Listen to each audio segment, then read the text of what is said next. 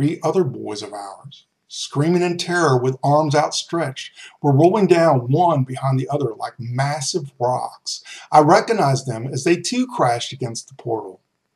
In that split second, it sprang open, and so did the other 1,000. The 3 lads were sucked into that endless corridor amid a long-drawn, fading, infernal echo, and then the portals clanged shut again.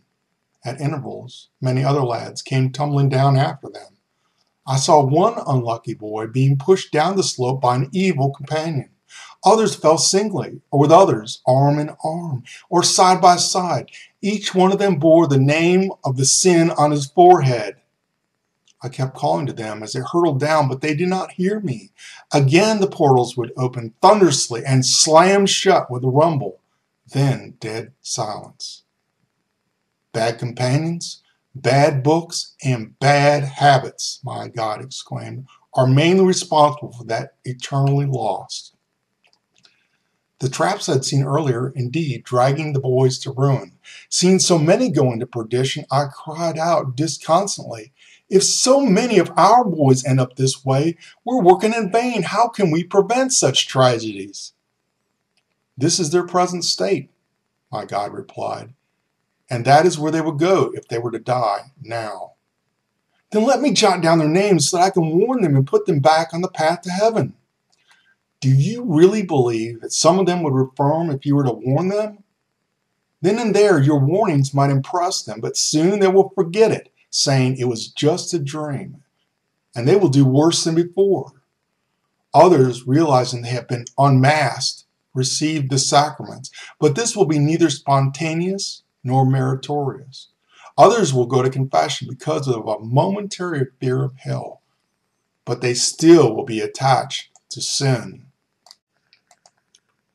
Then there's no way to save these unfortunate lads? Please tell me what I can do for them.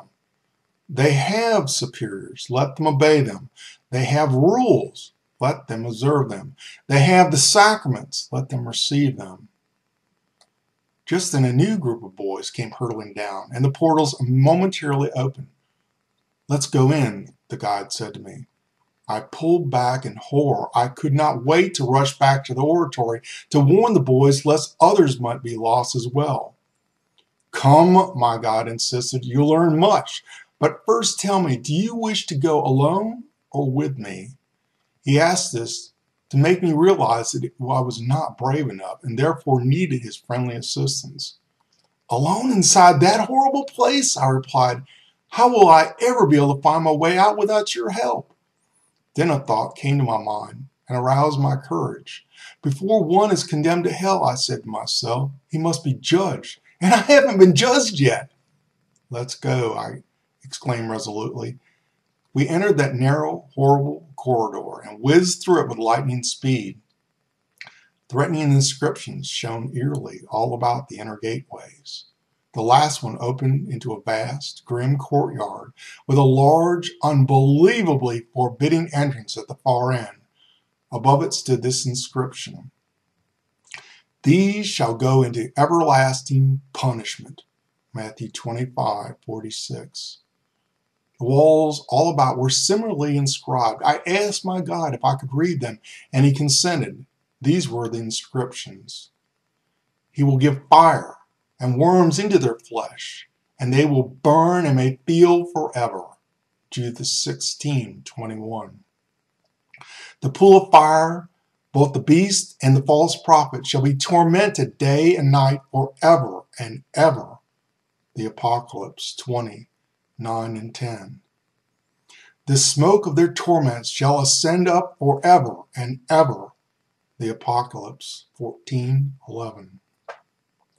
A land of misery and darkness, with the shadow of death, and no order, but everlasting horror dwelleth. From Job 10:22.